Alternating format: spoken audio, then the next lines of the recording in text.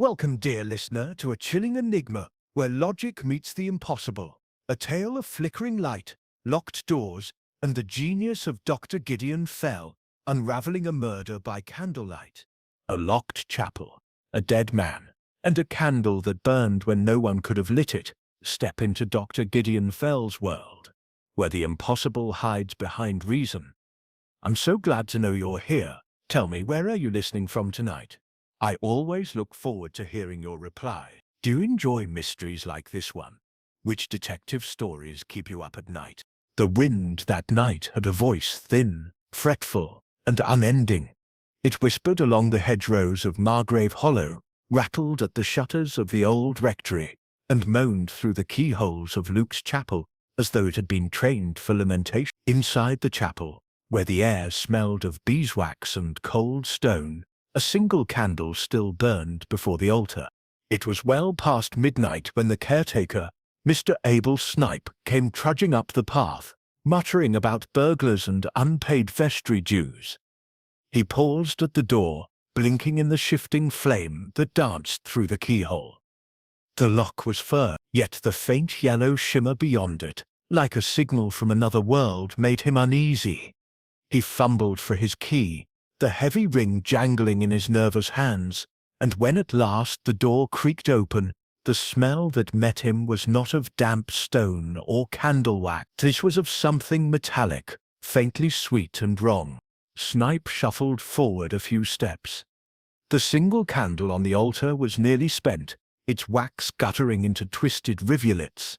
The great brass candlesticks gleamed in the dim light, casting enormous shadows upon the nave. And there, beneath the rude screen, lay the body of Sir Anthony Carstairs, his fine evening clothes smeared with dark streaks, his face turned up toward the rafters, as if astonished by something unseen. The curious thing, the thing that would later torment Superintendent Hadley's reason and keep the London papers shrieking for a fortnight, was this. Every door of the chapel was locked from within. The windows were barred and unbroken. The snow outside, soft and untrampled, showed no prints at all. And yet, the candle had been lit only minutes before Snipe entered. By the following morning, the impossible death at Margrave Hollow was the talk of 3 counties. The villagers whispered of vengeful spirits, of the old Carstairs curse, and of the devil's candle that burned for sinners. But when Scotland Yard arrived, specifically Superintendent Hadley, bluff and harassed, with his scarf flapping in the cold wind, he brought with him a civilian companion who regarded such talk with amused contempt. The man was short and round, with a face that beamed good humor beneath his wide-brimmed hat. He leaned heavily on a cane carved with grotesque figures and seemed to wheeze laughter at the very sight of the bleak countryside. "Hadley," he boomed as they stepped from the motor car, "so here we are, at last, where faith and folly meet on a draughty hill. You said the case defies reason? Excellent. I can't abide a dull murder." Superintendent Hadley gave him a long-suffering look. "It's no jesting matting, Dr. Fell." "A man's been murdered in a locked chapel. No one in or out. The snow says so plain as ink. Unless, of course, your ghosts were taking the night air." Dr. Fell chuckled. "Ghosts, my dear. Hadley, are merely excuses in white sheets. Let's see if this one wears hobnailed boots." Behind them, Edward Latimer, a sometime journalist, and lately an unwilling assistant in several of Fell's eccentric inquiries, scribbled in my notebook, and tried to ignore the creeping unease in my stomach. I had read of impossible crimes, but never stood at the threshold of one. The villagers were gathered at a respectful distance, their faces pale in the morning fog. Mrs. Snipe, the caretaker's wife, whispered that Sir Anthony had been seen alive, not an hour before midnight, when he'd come to pray for his soul's peace, before leaving for London. None could imagine how he'd met his death. Inside the chapel, the air was still heavy with wax smoke and something else, something sharp and chemical. The single candle had burned itself to a stub. Its puddle of wax gleamed redly against the stone floor. Note that art Fell murmured, lowering himself with ponderous effort to examine the altar. A candle that burns itself out so neatly, though it was lit not half an hour before discovery. Curious, eh? Hadley frowned. What's curious about it? Fell tapped his cane against the flagstones. My dear fellow, everything. The wick's length, the color of the wax, the shape of the guttering, all tell a story. The question is, who? He glanced at the locked door, then up toward the narrow windows, frosted and iron-barred. The snow outside glittered unbroken in the pale sun. This, Fell said softly, is a fine example of an impossibility, one fit to make a metaphysician smile. A man murdered in a sealed chapel, no entrance or exit possible, and the candle burns as if marking time itself. He straightened, wheezing faintly, and his eyes gleamed with sudden mischief. Hadley, my boy, remind me later to tell you about the Bishop of Chichester and the business of the self-snuffing taper. It may prove illuminating. Hadley groaned. I can see where this is going. You can? Fell chuckled. Then you're ahead of me. Come, let's look for the devil in the details. As I followed them down the nave, my pen trembling in my hand, I could not shake the sense that the single candle burned almost to nothing was watching us, its last tongue of flame whispering some secret we had yet to understand. Back in Hampstead the next afternoon, the fire crackled in Dr. Fell's book-lined study, while fog curled against the tall windows like a silent audience. The clutter of volumes, Latin folios, armchair guides to medieval witchcraft, and first editions of stage illusion manuals formed towers around his great padded chair, from which he peered at us like a jovial archbishop contemplating heretics. He held a pint of bitter in one hand, a buttered crumpet in the other, and his cane, as ever, leaned at a rakish angle against the hearth. Superintendent Hadley had shed his scarf and greatcoat, and now sat, cross-armed and frowning, on the edge of an ottoman, with the air of a man still chafing at the absurdity of the case.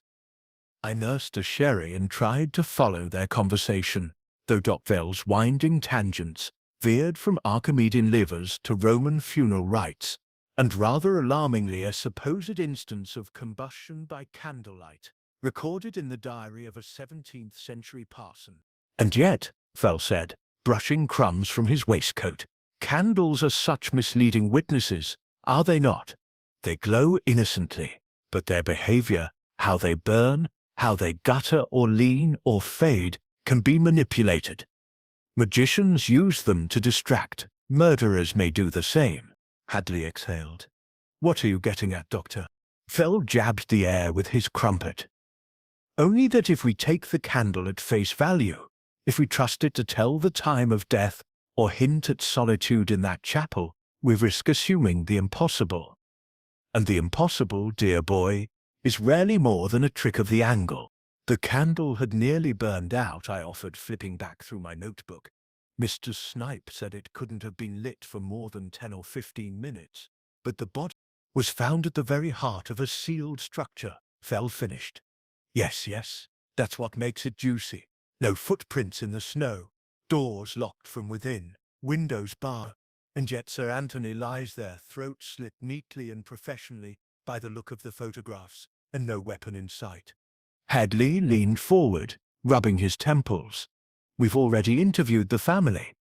His brother Charles was in London all week. His niece Clara, some distant cousin too, was hosting a poetry club in the village. There were a dozen people who saw her, and no sign of forced entry at the chapel. Fell's eyes gleamed beneath the rims of his spectacles. Indeed.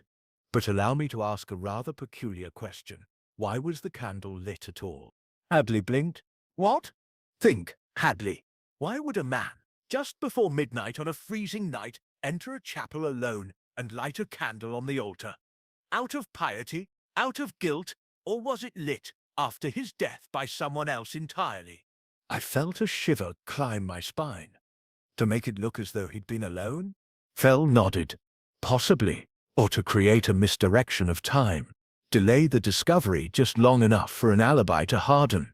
Consider. The candle is our only clock in that place. If it lies, then the whole timetable wobbles like jelly on a plate. Hadley gave a short, unwilling grunt of agreement. All right, I'll have them examine the wax, see if it was tampered with. And the snow fell, untouched, apart from Mr. Snipe's prints when he entered. Fell sighed deeply, lifting his glass. Then we may begin.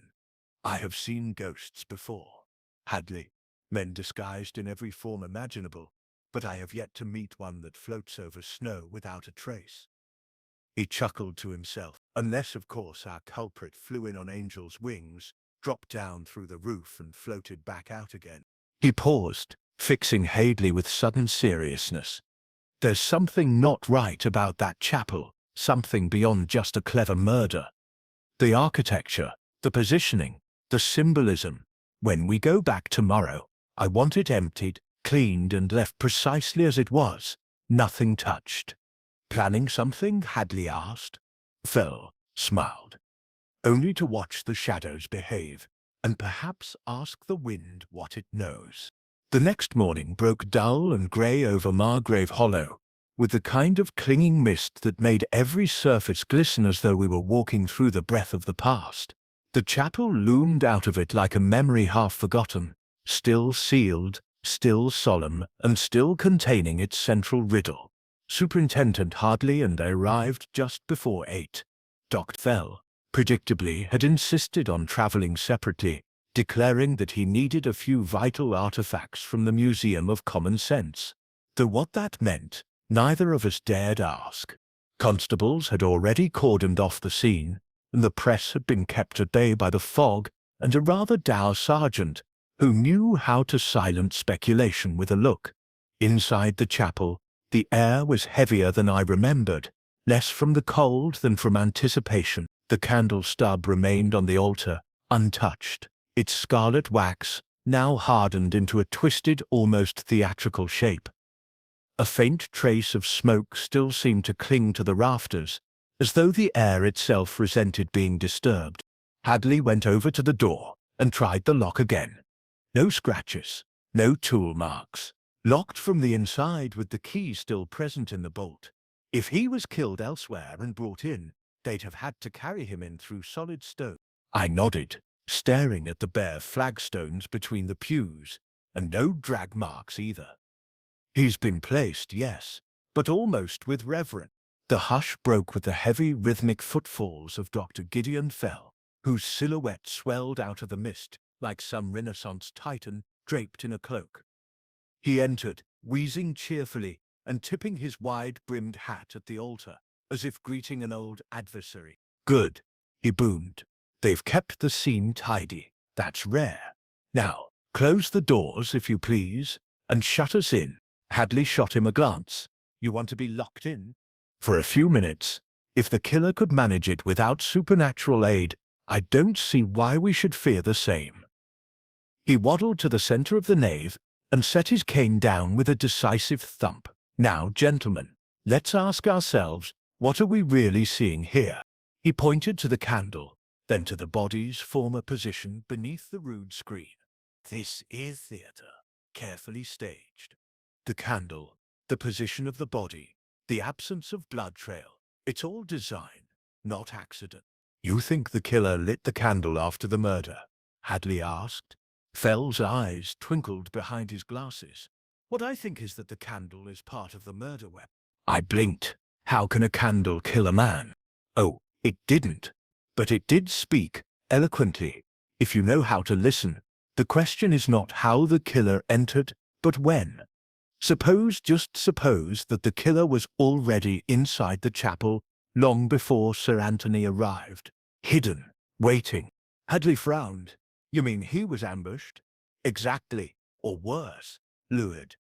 Sir Anthony was known to be superstitious, wasn't he? Given to late-night confessions, prayer rituals, odd fits of piety. After his wife's death, Hadley muttered, there were stories. He'd visit the chapel alone, claimed he heard her voice. Fell rubbed his chin. So he might have been summoned. A letter, perhaps. A message from beyond. Something just personal enough to draw him here at night, without telling a soul. I looked at the altar again. You think someone waited inside with the doors locked? But how would they escape? Fell gave a short laugh. Precisely the question I want answered. For now, let us see what else speaks. He moved across the chapel, eyes scanning the stonework, pausing at the north wall where a crumbling plaque bore the names of parish benefactors. His fingers traced the mortar between two stones. "Hadley," he said slowly, "get your men to examine this section for hollow spaces. There's an air draft here, and it shouldn't be. The walls are thick, yes, but there's something behind." "A secret passage?" I asked, incredulous. Fell looked at me, expression grave. "Or a tomb. Either way, someone wanted us to see only the candle. But it's what lies beneath that will tell the truth." The constables worked in near silence, the scrape of their tools echoing dully through the chapel. I stood beside Hadley watching as one man tapped carefully along the north wall where Dr. Fell had indicated. The sound changed, subtly, but unmistakably, from solid stone to something hollower, as though a space breathed behind it. Fell, leaning on his cane, looked immensely pleased. "Ah," he murmured, "architecture has more to do with murder than most builders would like to admit. Proceed, my lads. Gently does it. We wouldn't want to disturb any resident ghosts before tea." A panel of stone, cunningly mortared to match the wall, came loose with a reluctant groan. Behind it yawned a narrow cavity, more crawl space than corridor, its interior black with dust.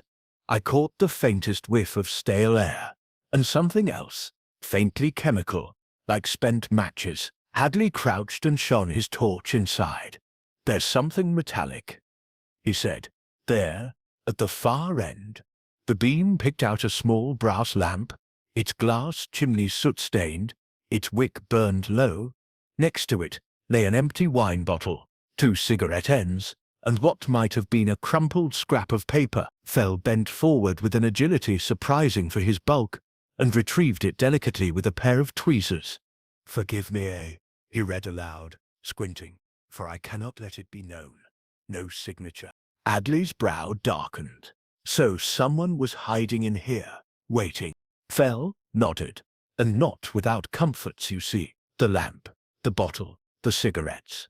Someone who expected to stay long enough to need them. But what puzzles me most is the candle. He gestured toward the altar. Why light one when you already have a lamp? Why risk the visibility from outside, unless you wanted to draw attention?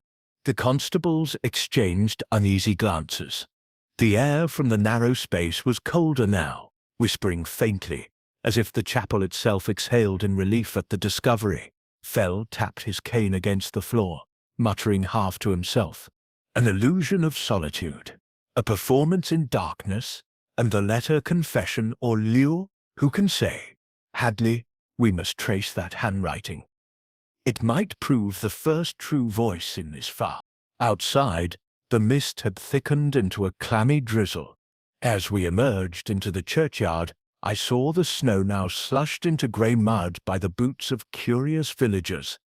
They stood beyond the gate, whispering, their faces ghostly in the light. The tale had grown overnight. Some now claimed to have seen Sir Anthony's ghost wandering near the rectory at dawn. Hadley dismissed them with a glare, but I noticed Fell watching the crowd with curious attention. His gaze settled on a woman in a dark cloak, a tall figure with auburn hair and a proud, pale face. She did not speak, but her eyes followed every movement we made. "Who is that?" Fell asked softly. "Lady Clara Carstairs," Hadley replied, "Sir Anthony's niece. The one who gave him control of the estate when her father died. She's been questioned. Her alibi seems sound." "Alibis," Fell said cheerfully, "are the most perishable things in nature. Like candles, they melt under heat. I shall like to meet her properly." We returned to the rectory, where Lady Clara received us with composure too perfect to be entirely natural. The drawing room smelled faintly of lilies and something sharper beneath, ammonia perhaps, from the maid's cleaning. She greeted Hadley coolly and looked at Fell with the awareness one reserves for a magician whose trick one cannot quite explain. "I only want this horror concluded, Doctor," she said. "My uncle had many enemies. He made poor choices." "Indeed," Fell replied, "and some choices, I fancy, were made for him." Her eyes flickered, but she said nothing. I saw Fell glance toward the mantelpiece, where a small brass candlestick stood beside a half-burned taper, identical, I realized, to the one from the chapel. Fell smiled faintly. "You keep the same candles here as in Luke's, madam. They're from the same box," she said too quickly. Fell's eyes gleamed. "Excellent. I've long suspected that murderers like candlemakers never change their wax." Lady Clara's expression tightened, almost imperceptibly, but it was enough for Hadley to notice. He opened his notebook with deliberate slowness, the soft rasp of paper loud in the hush of the room. "You said those candles came from the same box," he repeated.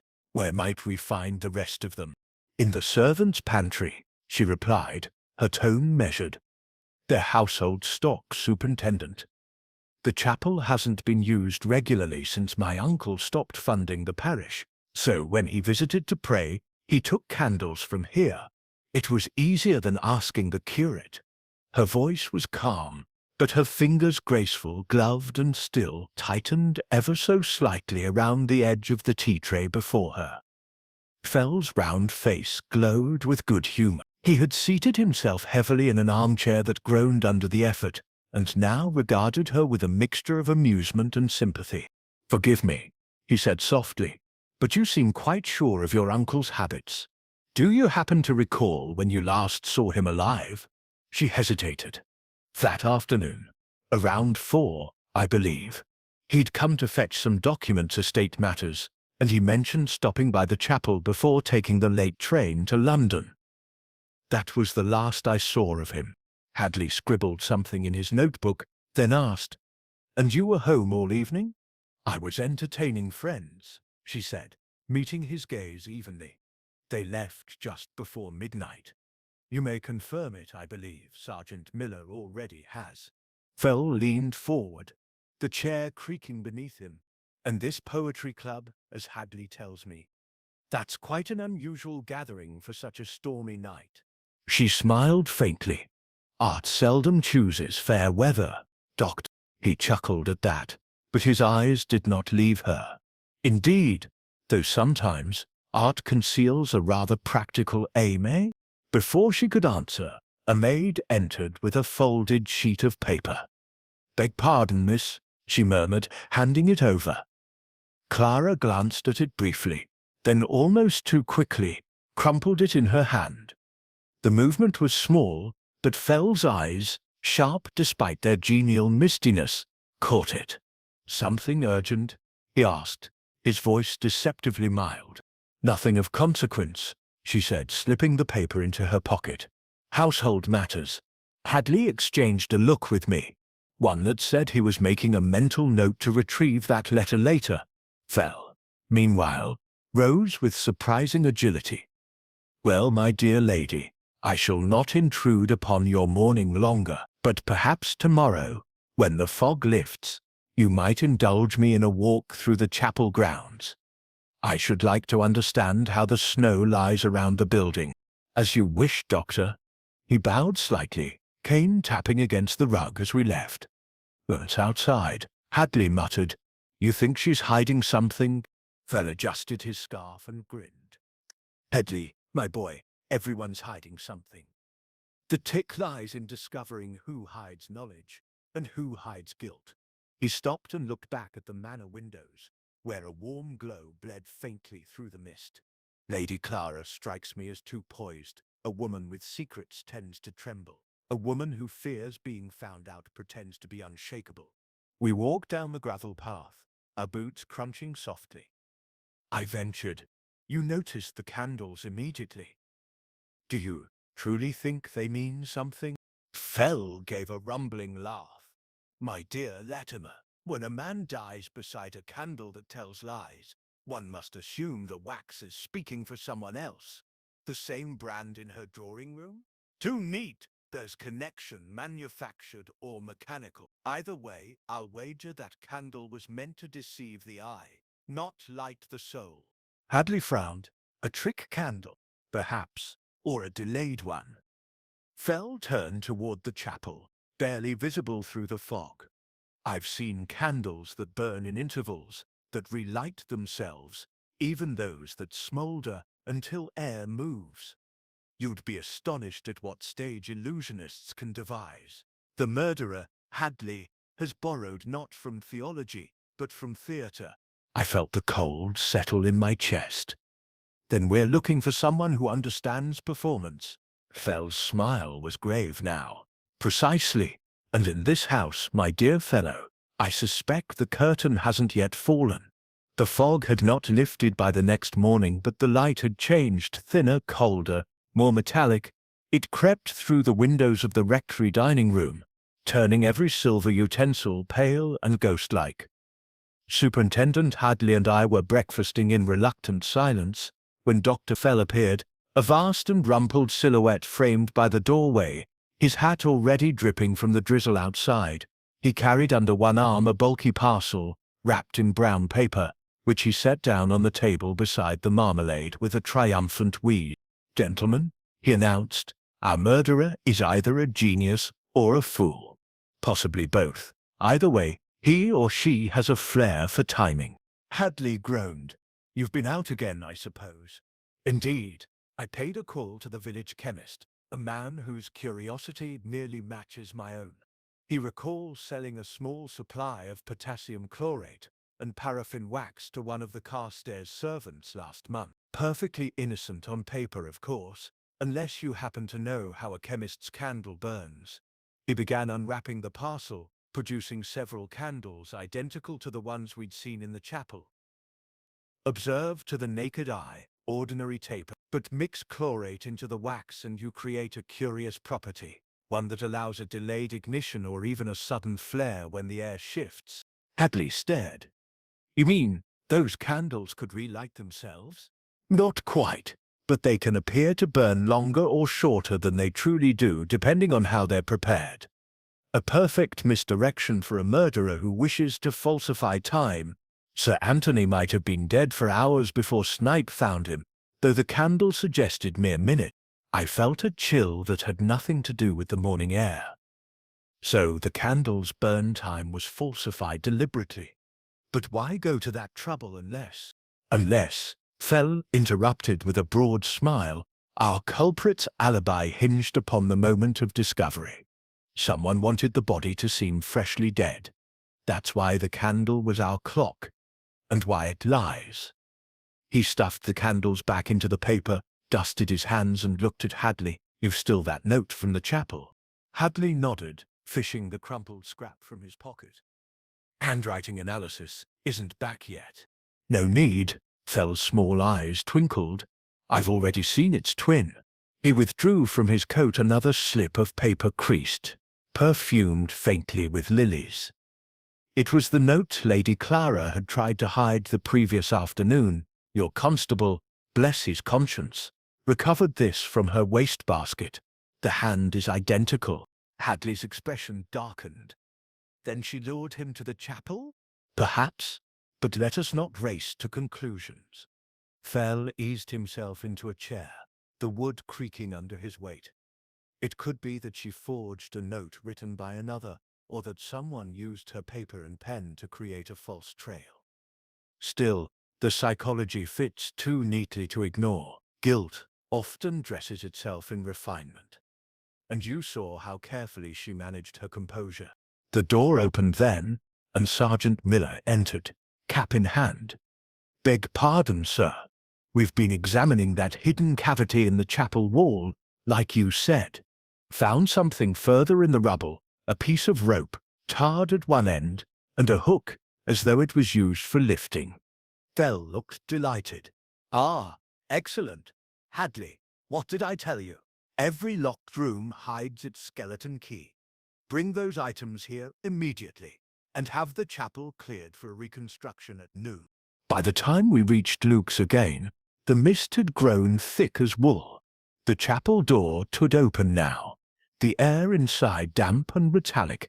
Fell moved slowly, examining the rope and hook under the flickering lamplight. "See this soot?" he said. "The end's been heated, likely suspended near a flame, or over it. Now imagine this, gentlemen. A narrow rope stretched through a slit in the wall, attached to that candlestick on the altar. The murderer lights the candle, then withdraws the rope, locking the door from within, perhaps through a mechanical contrivance, one easily arranged if the bolt is old and stiff."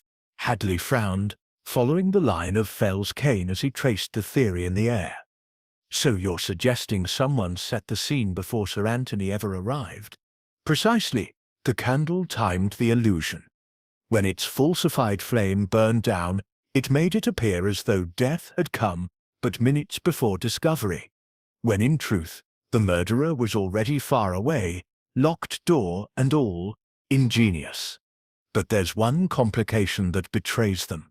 He bent low over the floor, where the blood had dried.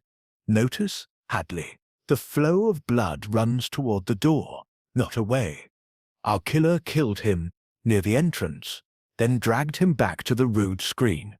Careful not to leave marks on the stone. That was why the floor was wiped, and the candle positioned so precisely. It was stage management." I felt my heart pound. Then Lady Clara, or whoever did it, must have known the chapel's structure intimately.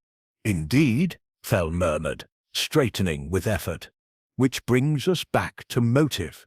Love, greed, blackmail, each leaves fingerprints on the mind, if not on the door handle. Lady Clara's fortune, you'll recall, was entangled with her uncle's will. He had recently threatened to revise it, and now, conveniently, he cannot." Hadley closed his notebook with a snap. "I'll have it brought in." But Fell lifted his hand. "Not yet. We have a ghost still to question." Hadley blinked. "A ghost?" "The ghost of the candle," Fell said, smiling faintly. "And if I'm correct, it will tell us tonight exactly who murdered Sir Anthony Carstairs." Evening came down like a slow closing curtain, swallowing what little daylight remained. By the time we returned to the chapel, the mist had thickened again, muffling every footstep and lending the place a spectral stillness. Dr. Fell moved through the shadows with a deliberate, almost theatrical gravity. His cane tapped softly against the flagstones, the sound somehow steadying amid the hush. A constable followed carrying 2 lanterns, their glow trembling against the damp walls. "Now then," Fell said, his voice rolling through the nave like distant thunder. "If I'm right, our candle will speak again tonight. All we must do is listen carefully." Hadley scowled, but his curiosity betrayed him. "You're certain this demonstration will prove anything?" "I never said certain," Fell replied, setting the lantern down beside the altar. "Only that it may illuminate our ignorance, literally." He turned to me with a grin. "Mr. Latimer, you have the soul of a chronicler. Kindly take note of every detail, especially the flame." I nodded, my pencil poised though my fingers trembled in the cold. Fell produced one of the identical candles from his coat pocket, inserted it into the brass holder on the altar, and struck a match. The flame caught, small and steady. He adjusted the wick, then gestured toward the door. "Now, we lock ourselves in, as Sir Anthony was locked. Hadley, if you'd be so kind." The superintendent, muttering under his breath, turned the heavy key in the bolt. The click echoed faintly. The room fell into a kind of expectant silence, broken only by the faint crackle of the candle. Minutes passed. Fell stood watching the flame with the patience of a priest at vigil. Then, without warning, the flame wavered, just slightly, and flared brighter, its glow jumping unnaturally high before settling again. Fell's eyes gleamed. "There, did you see?" Hadley leaned forward. "What caused that?" "The same phenomenon that tricked our murderer's clock," Fell said quietly. "These candles contain tiny air pockets. When the heat reaches them, The wax collapses and releases oxygen, making the flames surge.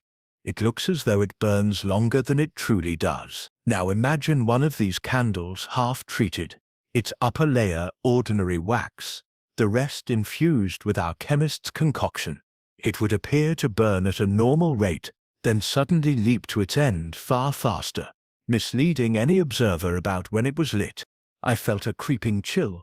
So the killer could have lit it hours before Sir Anthony's death, and still make it seem recent when found. Precisely, Fell said. The illusion of immediacy. The perfect alibi trick. The candle sputtered again, throwing grotesque shadows up the walls. For a moment the shape of the rude screen seemed to shift, a black cross stretching across the nave like a silent accusation. Fell turned, his expression grave now. Hadley, our murderer, didn't need to flee through locked doors. They merely needed the world to believe the death occurred while they were elsewhere. Hadley straightened. Then Lady Clara. Fell raised a hand. Not yet. She may have played a role, but I'm not satisfied. There's still the matter of that rope and hook. Someone positioned that candle with deliberate precision, and I doubt Lady Clara would know how to manipulate the bolt from inside. This is craftsmanship, mechanical precision, a mind trained for illusion. He began to pace, cane thudding rhythmically. I asked you earlier, Hadley, who among the household, or the village, might know of stagecraft? Devices, pulleys, hidden lighting? Hadley frowned. The late Sir Anthony used to employ a secretary, Arthur Kells. A strange fellow, ex-theatre technician, before the war. Left his service 6 months ago. Rumour says they quarrelled over money. Fell stopped, eyes blazing. Kells, a man who understands timing, misdirection, and clinical deceit. My dear Hadley, I think our ghost just found a name. He snuffed the candle between his fingers, the smoke curling upward like a whispered confession. And before dawn, we shall make him speak.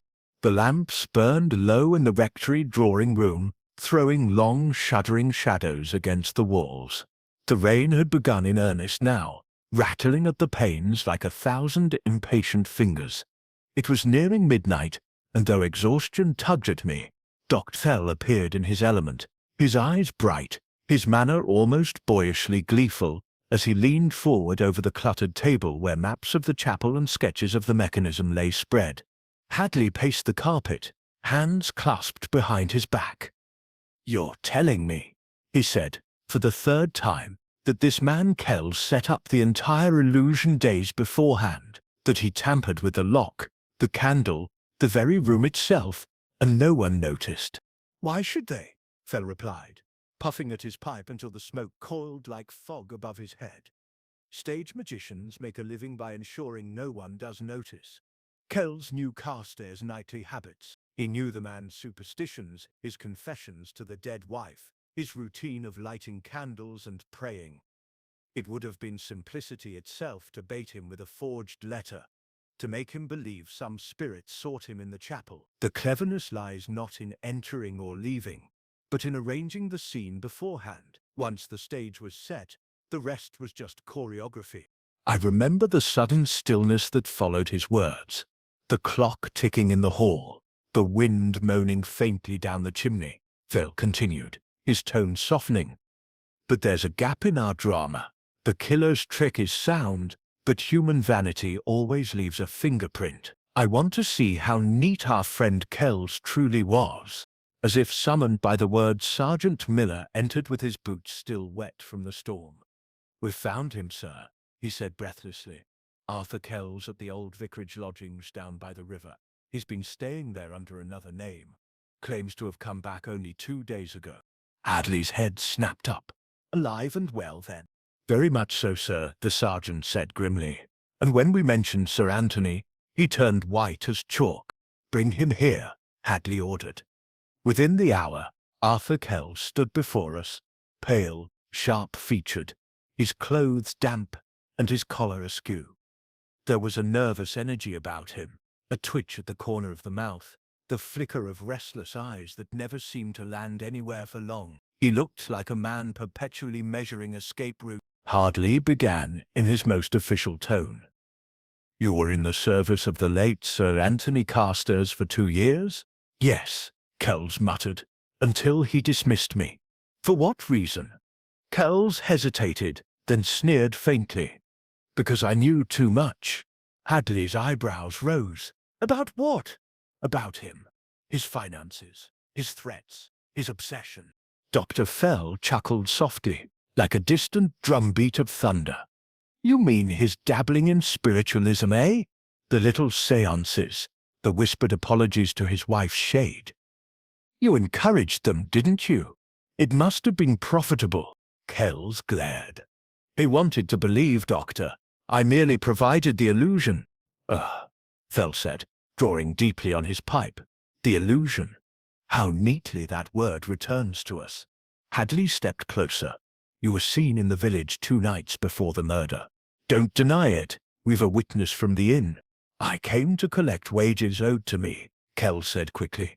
I never saw him alive. Then perhaps you saw him dead. Hadley shot back.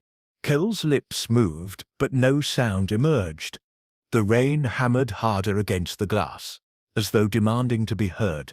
Fell rose ponderously, his bulk looming like a moving mountain. Mr. Kells, he said, you've spent your life behind the scenes, pulling curtains, setting lights, creating worlds that vanish when the applause ends. Tell me, does it amuse you to use that same craft to kill? The man's jaw tightened. You've no proof. On the contrary, Fell said, we have a candle that burns false, a lock that closes itself, a rope singed with your touch, and a letter in your hand. And soon we'll have something far better, a confession written in light. He turned toward us all, eyes glittering. We return to the chapel at once. I intend to show you the trick as it was done, and watch it betray its master. The storm made the journey difficult. The lane was half flooded, and the wind clawed at our coats like a living thing. Yet the chapel loomed through the darkness, its windows faintly gleaming with the lanterns we had left burning earlier. Inside, the air was cold and tense, the walls seeming to listen. Kells stood rigid between 2 constables, his face bloodless. Now, Fell began, his tone almost merry. Let's have our performance. He gestured toward the altar. Here we place the candle, chemically altered, precisely measured. Here the rope through the hidden slit in the wall, fixed to the bolt inside the door. Our killer lights the candle, steps out, pulls the rope, locking it from the outside. The false wax burns, delaying the collapse of flame. Hours later the flame falls, melts the wax around the bolt, sealing it tight. To the first man who opens that door, it appears as though the candle has only just expired. Hadley nodded grimly. And by then Kells is miles away with his alibi. Fell smiled thinly. Exactly. But every trick carries its echo. Look there. He pointed toward the wall behind the altar, where faint streaks of soot now marked the stone. That soot was drawn toward the draft, in the hidden cavity, meaning the flame was disturbed when the rope was withdrawn. It left a telltale arc, one only the performer would have known to erase. Except he turned to Kells. You missed it. Kells' breathing quickened.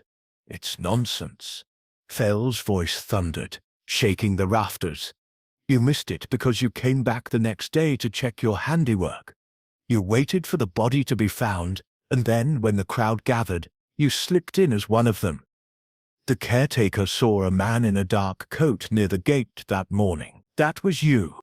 Kells stared at him, mute.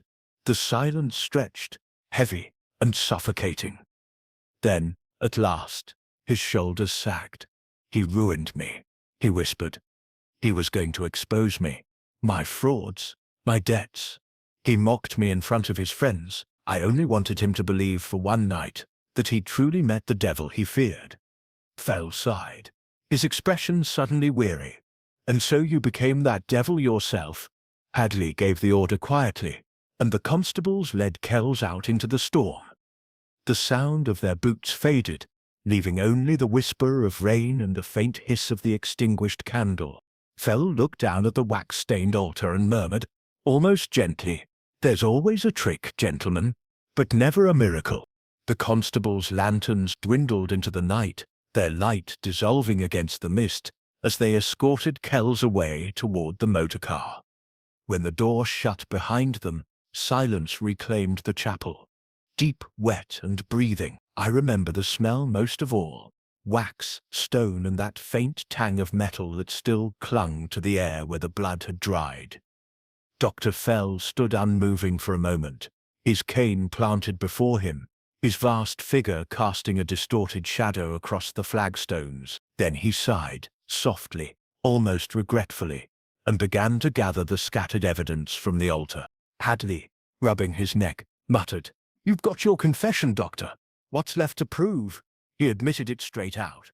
"Did he?" Fell asked mildly. "I heard a great many words of anger, guilt, fear, but confession, I'm not sure." He turned, eyes glinting behind the round spectacles. "You see, Hadley, Kells may have built the mechanism, but I'm not entirely persuaded that he pulled the rope." Hadley stopped mid-motion. "Come now, Fell. You saw his face. He's as guilty as sin."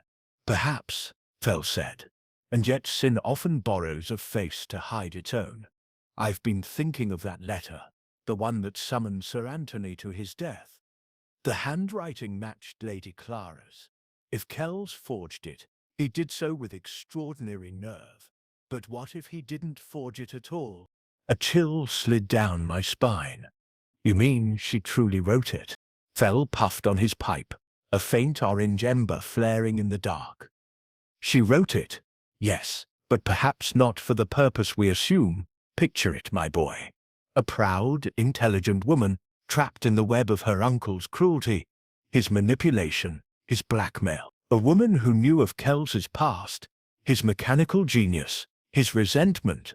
What better way to rid herself of both tormentors than to set one against the other, to feed Kells the illusion that she shared his hatred, that she would help him punish the old man, and then, once his trap was set, to let him hang himself in it."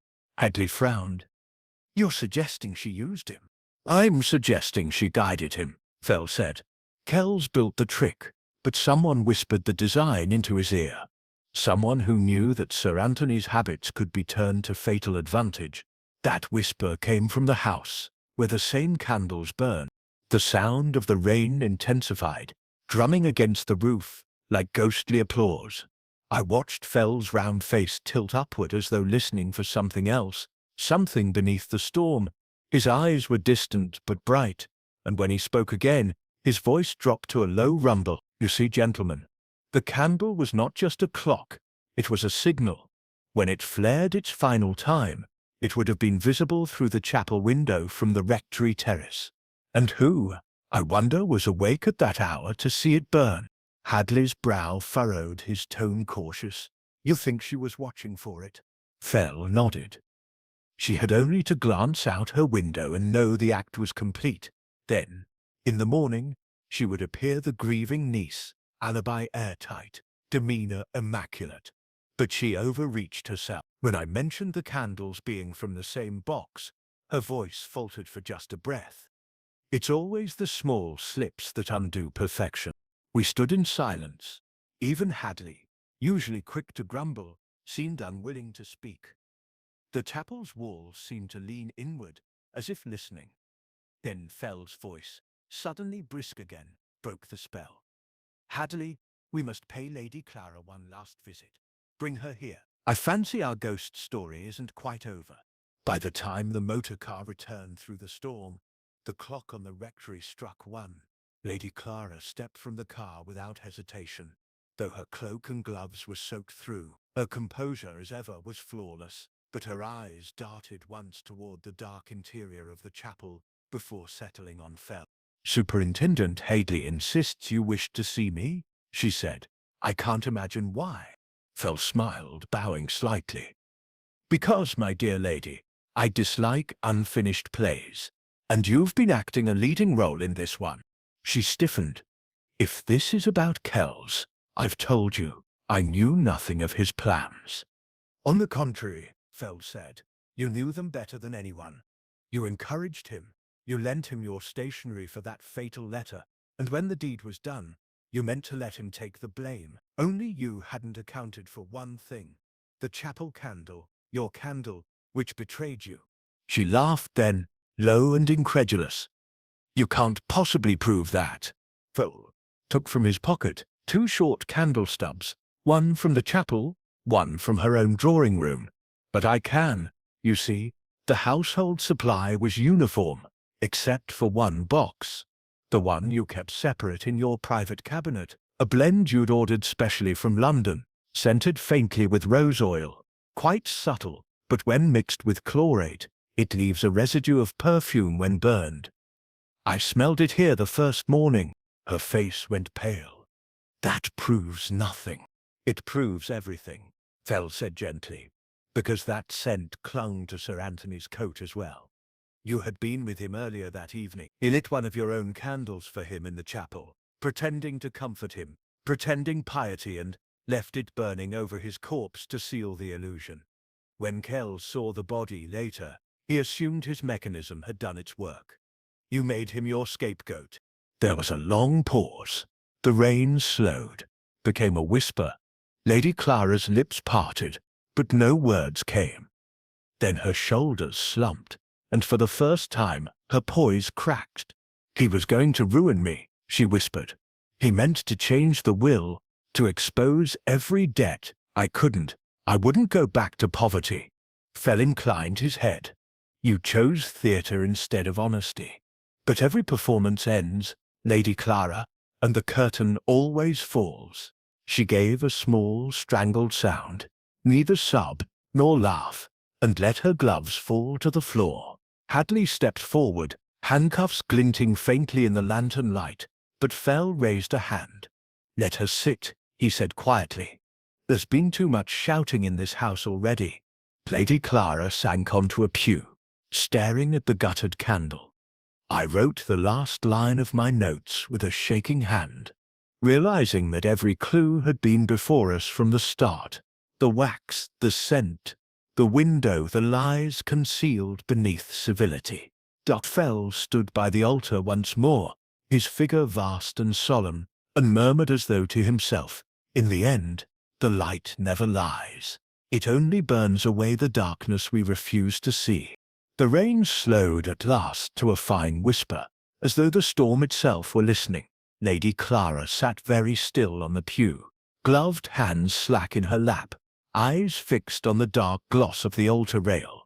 Superintendent Hadley stood near the door with a watchful tautness, the key heavy in his palm, and Dr. Gideon Fell, vast and deliberate, moved to the center of the nave as if taking a stage, his cane rapping once against the stone to call the house to order. My friends, he said, and his voice filled the chapel without strain. We have been told 3 different stories this week. First, the villager's tale, that spirits walked and set a candle to burn over a sinner. Second, the murderer's tale, that a mechanical ghost locked a man into his fate while human hands were far away. And third, the true tale, which has been speaking to us from the first minute, but in such a quiet voice that none of us cared to hear it. He turned his head slightly. I felt the weight of that glance even standing behind him. Mr. Latimer, indulge an old showman. You shall be the audience's eyes. Look closely. If I slur a detail, you must correct me. I swallowed, nodded, and readied my pencil, though it trembled. Fell pointed the cane toward the altar. We begin with time. Time is the stagehand of every impossible crime.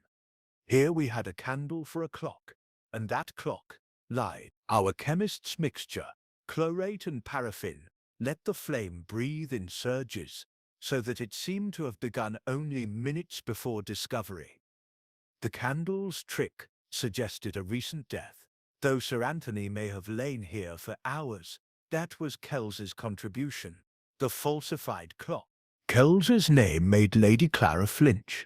Phil's gaze did not soften. But the clock alone could not lock a door, nor move a corpse, nor silence the snow. The rope and hook did the next work, threaded through a slit to the hidden cavity. A tug from outside pulled the stiff bolt home. The soot arc on the wall shows where that rope brushed past the flame when withdrawn. We found the rope. We found the hook. We found the cavity itself. That was Kells's craftsmanship. A silent hand to draw a bolt at a distance. Headley grunted in reluctant approval. That much we have. But Kells's contrivance was a framework, not the murder. Fell's voice grew quiet. The true killer still had to bring Sir Anthony here at the right hour, to make him kneel at the altar, to cut his throat cleanly, and then to arrange everything so that the body looked placed with reverence beneath the rude screen. That required intimacy, persuasion, and nerve. A stranger could not have done it calmly without leaving the scuffle. Every murder writes on stone. He lifted the cane and indicated the floor, where the brown stain that had been blood still darkened the flagging in a long tongue. You'll recall the flow runs toward the door. The first cut was by the entrance. The murderer then dragged the body on sacking. There are faint parallel marks if you stoop to the light. To that post beneath the rude screen wiped the smear with a damp cloth, and set the pious tableau. The wiping was imperfect. The stone kept its memory. He turned, eyes fixed now on Lady Clara. Kells could build a trick. He could set a rope and choose a candle. But to lure Sir Anthony here at midnight, he required a voice Sir Anthony trusted, and that voice wrote on perfumed paper. The same perfume clung to the burned candle stub and to the drawing-room taper in your house. A very fashionable rose oil, Lady Clara. It was on Sir Anthony's lapel as well. Her lips parted, closed. The chapel clock, some dim internal mechanism, gave a tired click, like an old man clearing his throat. Fell lowered himself, with much creaking, to examine the brass candlestick on the altar. There's more. A body was cut.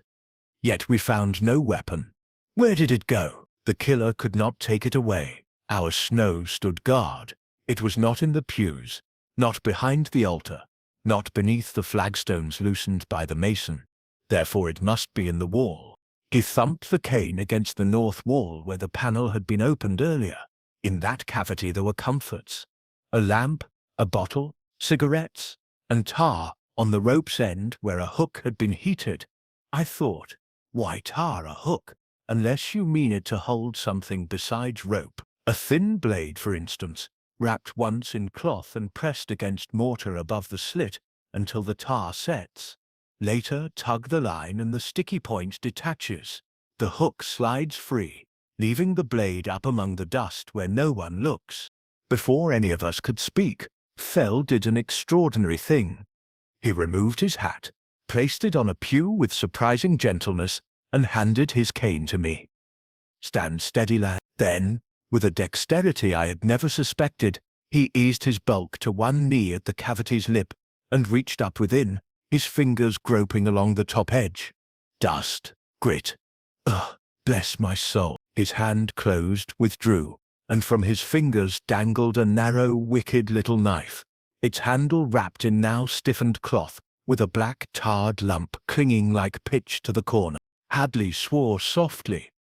Lady Clara did not move at all.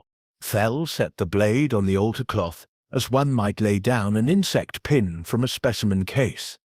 There we are, a razor-keen butcher's blade, easily bought with ready cash, easily hidden in the wall with a touch of tar. The killer sliced at the door, dragged the victim inward, arranged the stupid holy picture, lit the perfumed candle, stepped out, and drew the bolt with the line. Later, much later, Kells returned, saw his trick had worked, and scurried off to wring satisfaction from the lot. He turned, and now his voice wore no velvet at all. But you, Lady Clara, timed everything. You wrote the letter that said come alone at God's hour. You kept your poetry circle bustling until nearly midnight, so a dozen well-bred witnesses could swear to your presence. You knew Sir Anthony would kneel. You had been his conscience keeper since your aunt died. You struck hard and swiftly, Then you posed him like a sinner starring in a morality play. And when the candle flared its false dawn, you glanced from your terrace window, yes, that window, whose angle admits a slice of the altar light, and knew the deed would be found in good time. She stared at him as one stares at a high cliff one had meant to climb, and now sees has no path. He would have ruined me, she whispered. He meant it. He said I would sign the estate away like a pauper in a ledger. He laughed at my little evenings, said they were for people without purpose. I thought if I let Kells make a circus of it, no one would look at me, because no one ever looks at a woman who is composed, Dr. Fell. They only look when she... Her voice shook then, almost broke, and steadied again. Oh, I did not weep. Hadley stepped forward. I feared a scene. Fell lifted a palm. Not yet, Superintendent. There remains the last footlight to dim. He faced us both, and somehow the joviality returned to him like a kindly mask restored after a fright. You will have noticed, Hadley, that in this case the impossible belonged to the taxonomy I once described as the clock and bolt genus, part deception of time, part deception of entry. We have had its cousins before. The room that seems watched, the window that seems jammed, the corpse that seems newly dead. All solved by daylight and dusk. He wagged a finger. What we must not do is let the ingenious accessory eclipse the human engine. Kells will face the music for conspiracy and tampering, and a dozen other foolishnesses besides, but he did not cut that throat. The hand that cut it wore a kid glove and smelled faintly of rose. Lady Clara closed her eyes. The chapel made no sound. Then she opened them, rose and held her wrists out to Hadley without drama.